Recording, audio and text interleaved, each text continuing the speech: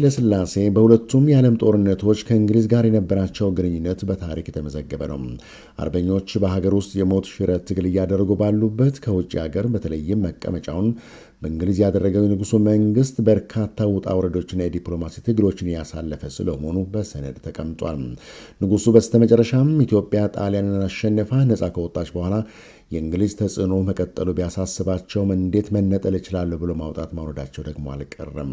የዲፕሎማሲውን አቅጣጫ በአንድ ሀገር ላይ ብቻ ጥገኛ ከማድረግ ሌላ ወዳጅ ፍለጋ ገብተዋል። ይህ ግን አልጋ በአልጋ ሆኖ ይቀጥል አልነበረም። የፈተና ሂደቶች ነበሩት።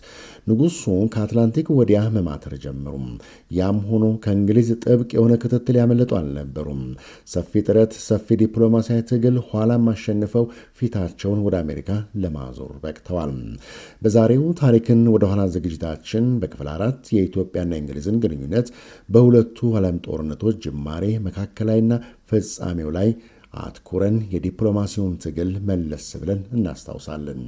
ይህን የሚያብራሩልን ለቃለ መጠይቃችን መልካም ፈቃዳቸውን ገልጸው ቃለ ምልልሱን የሰጡን አምባሳደር ላሊሴ ብርሃኑ ናቸው።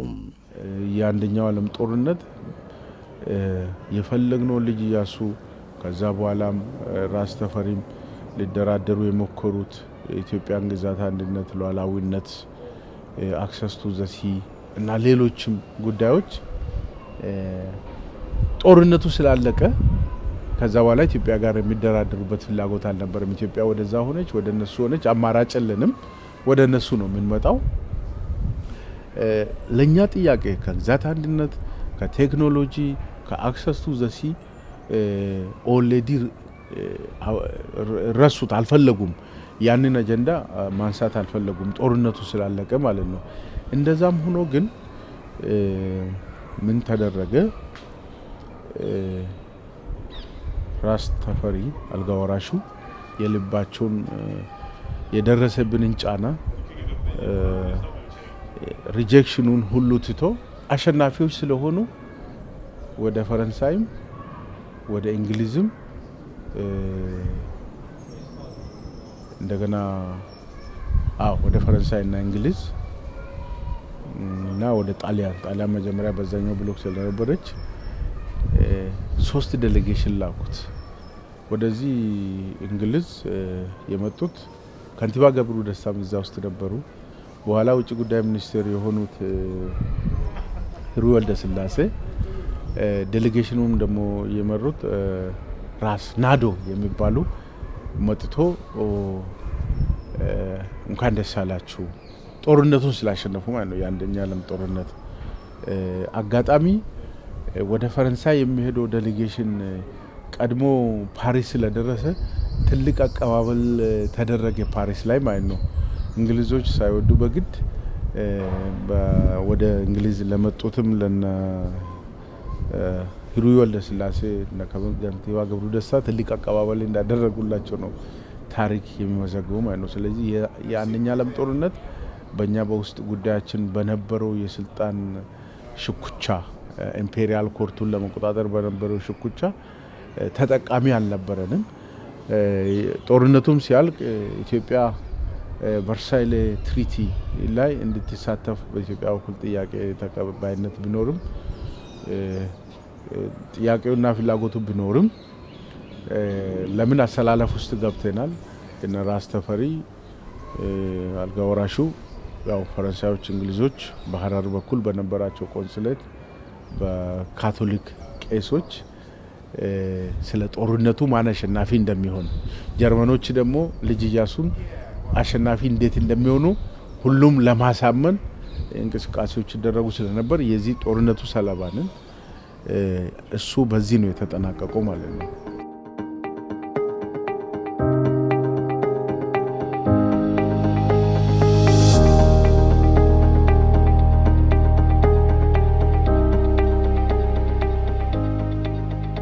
እንግዲህ ይሄ ያለ ነው ሊግ ኦፍ ኔሽን የመጣው ወደ ሁለተኛ ዓለም ጦርነት ከመምጣታችን ማለት ነው። ሊግ ኦፍ ኔሽን 1920 ነው። ሁለተኛ ሌላ ዓለም ጦርነት እንዳይከሰት በወቅቱ የነበሩት ቴዎዶር ሩዝቨልት የአሜሪካው ፕሬዚደንት 14 ነጥብ አስቀምጦ የመንግስታቱ ማህበር በጄኔቫ እንዲቋቋም ተደረገ። ኢትዮጵያ 3 ዓመት ዘገይታ ነው አባል የሆነችው። እኛ መስራች አይደለንም። 57ኛ ሀገር ሆነን ነው የተቀላቀል ነውና ይህንን ደግሞ ፌብሩዋሪ ተክለሐዋርያት ተክለማርያም በኦቶባዮግራፊ መጽሐፋቸው ላይ ስለዚህ ጉዳይ ያነሳሉ። እሳቸው ሩስኪም ተምሯል፣ እንግሊዝኛም እዚህ ሀገር ኖሯል፣ ፈረንሳይኛም ስለተማሩ አልፎ አልፎ ኢትዮጵያ የሚመጡ መጽሔቶች፣ ጋዜጦችን ከዲፕሎማቲክ ከተጓዥ ከነጋዴ ያገኙ እንደሚያነቡ መንግስታቱ ማህበር የሚባል በጄኔቫ ተቋቁሟል። አላማው ደግሞ የጋራ ደህንነት ኮሌክቲቭ ሴኩሪቲ የዛ አባል የሆነ ሀገር የአንዱ መጠቃት ነው እና እኛ ደግሞ አቂም ስለሌለን እንደ መንግስታቱ ማህበር አባል ከሆነን ለደህንነታችን ጥሩ ነው ኮሌክቲቭ ሴኩሪቲ ይኖረናል ብሎ ለአልጋ ወራሽ ሲነግሩት ያው እሳቸውም አስጠንቶ ኢትዮጵያ ሊግ ኦፍ ኔሽን አባል እንድትሆን ዴሌጌሽን ተላከ። 4 ወር ድርድር ከተደረገ በኋላ ያው ኢትዮጵያ 57ኛ አገር ሆና መንግስታቱ ማህበር ሊግ ኦፍ ኔሽንን ተቀላቅላለች ማለት ነው። ያንን ቢሆን በወቅቱ በጣም ያስገረመው ኢትዮጵያ አባል እንዳትሆን ጣሊያን በጣም ትቃወማለች የሚል ግምት ነው የነበረው። ግን ተቃውሞ የገጠመን ከዚህ ሀገር ነው። ብቻ ኮሚቴ ፖለቲካል ኮሚሳር ፖለቲካል ኮሚቴ የምንለው 4 ወር እንደዛ ጥናት ከተደረገበት በኋላ በወቅቱ የኢትዮጵያ ዴሌጌሽን ነጮቹም ነበሩበት ኢትዮጵያ አባል ሆነች ማለት ነው። በእንግሊዝ በኩል ግን በዛ ወቅት እዛ የነሱ ሚኒስትር ይባላል፣ በዛ ዘመን አምባሳደር፣ በኋላ እዚህ ሀገር ውጭ ጉዳይም እስከ ጠቅላይ ሚኒስትር ድረስ መጥቷል። አንቶኒ ኤደን የሚባል አምባሳደር በግሉ ጥሩ ነበር እሱ። ከዚህ ከለንደን ግን ትልቅ ቻሌንጅ ያጋጥማል። ለምን ኢትዮጵያ አላቀር ሀገር ነች፣ ባሪያ ንግድ ያለበት ሀገር ነው የምን ነው። አልጋ ወራሽ ተፈሪ መኮንን በኋላ ቀዳማዊ አፄ ኃይለ ሥላሴ የኢትዮጵያን ኢስታብሊሽመንት አሳምኖ ነው። በአንድ በኩል መሳፍንቱን መኳንንቱን እና ንግስተ ነገስታት ዘውዲቱን ማሳመን ነበረባቸው። የዚህ መንግስታት ማህበር ስንሆን ኮሌክቲቭ ሴኩሪቲ እናገኛለን፣ ከኋላ ቀርነት እንወጣለን፣ ባህላችን፣ ታሪካችን፣ ሃይማኖታችን እናስታውቃለን፣ ጥንታዊ ሀገር መሆናችን የሚሉ እንትኖችን ይዞ ነበር አሳምኖ ወደዚህ የመጡ ማለት ነው። ይሄን ወደ ሁለተኛ ዓለም ጦርነት ስንሄድ እንግዲህ ሊግ ኦፍ ኔሽን ጠቅሞናል ወይ አልጠቀመንም? ሊግ ኦፍ ኔሽን ወይም የመንግስታቱ ማህበር ስለገባን ኢትዮጵያ ተጠቀመች ወይስ ተጎዳች የሚለውን ለማሳየት ነው።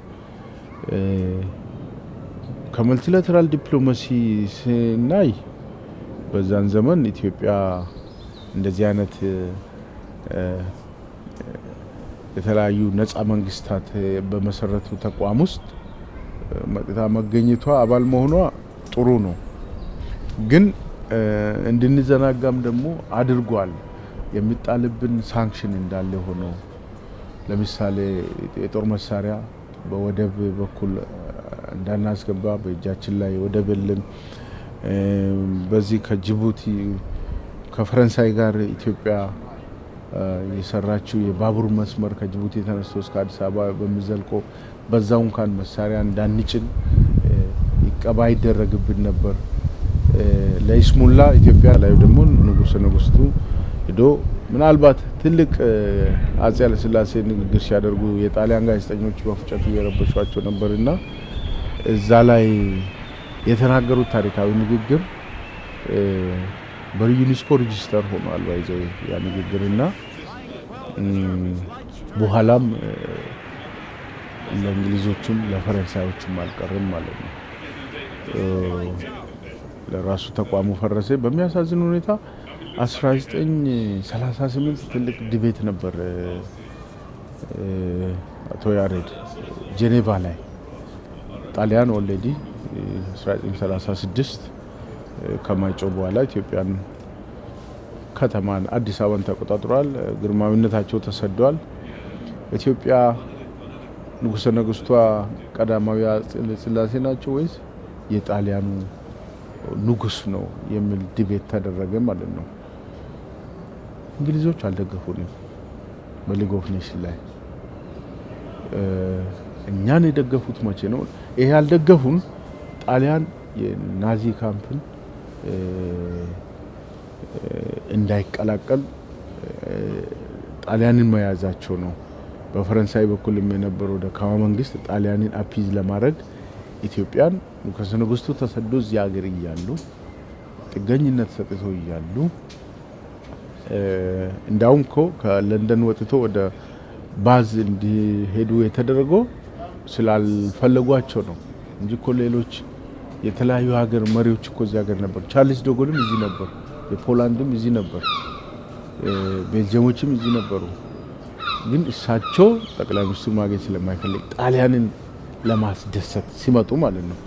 በኋላ እኛም መደገፍ የመጡት ጣሊያን ጀርመኒን ካምፕ ስለተቀላቀለ ከዛ በኋላ ነው።